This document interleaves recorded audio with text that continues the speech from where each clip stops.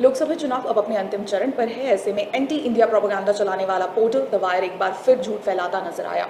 The wire ने अपने एक आर्टिकल में दावा किया है कि 2019 में हुए मतदान की तुलना में इस बार मतदान के पहले 5 चरणों में 19.4 करोड़ कम वोट डाले गए हैं, जिसे बिना फैक्ट चेक किए कई पत्रकारों द्वारा वायरल किया जा रहा है। दरअसल द वायर द्वारा ये स्पष्ट तौर पर दावा किया जा रहा है कि मतदान के पहले 5 चरणों में जहां 2019 में 426 सीटों पर कुल 70.1 करोड़ वोट डाले गए, वहीं 2024 में पहले 5 चरणों में 428 सीटों पर कुल 50.7 करोड़ वोट ही डाले गए हैं।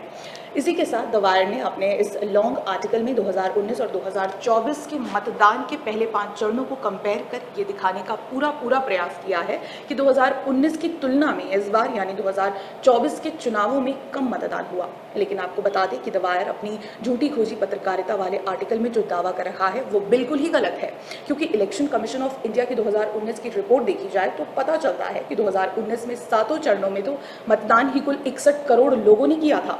तो ऐसे में 2019 मतदान के पहले 5 चरणों में 70.1 करोड़ वोट डालने का दावा द वायर कैसे कर सकता है, जब 2019 की रिपोर्ट ही 61 करोड़ टोटल वोटर्स दिखा रहा है। तो द वायर 70.1 करोड़ का आंकड़ा कहां से लेकर आया? वैसे द वायर ने अभी तक इस आर्टिकल को ना ही डिलीट किया है और ना ही अपडेट किया है। ऐसे में चुनाव आयोग को तुरंत ही द वायर के इस प्रोपेगेंडा भरे आर्टिकल पर संज्ञान लेने की जरूरत है। वास्तविकता यही है कि इस बार के चुनावों में साल 2019 की तुलना में अधिक मतदान हुआ है। 2019 के 4 चरणों को ही अगर देखें तो यहां तक वोटों की संख्या में बढ़ोतरी हुई है। साल 2019 के चुनाव में 4 चरणों तक 41.98 करोड़ वोट पड़े थे, जबकि अगर वायर को वास्तव में गणित से कोई सरोकार होता तो उसे इसकी तुलना में 2024 के लोकसभा चुनाव में 4 चरणों तक पड़े 45.15 करोड़ वोट से करनी चाहिए। अगर इस गणित को देखें तो साल 2019 की तुलना में 2024 के पहले 4 चरणों तक 3.17 करोड़ वोट अधिक पड़े हैं। बाकी जैसा कि हमने आपको पहले भी बताया कि द वायर और इसके पत्रकार केवल देश विरोधी प्रोपेगेंडा के आधार पर ही चलते हैं। हमने ही आपको अपने चैनल के माध्यम से बताया है कि आखिर द वायर के पत्रकार आरफा खानम शेरवानी ने क्यों अपनी शादीशुदा जिंदगी को राज बनाकर रखा हुआ है, और यही है इनकी एंटी इंडिया पॉलिसी। इसी के आधार पर भी ये आर्टिकल लिखा गया है।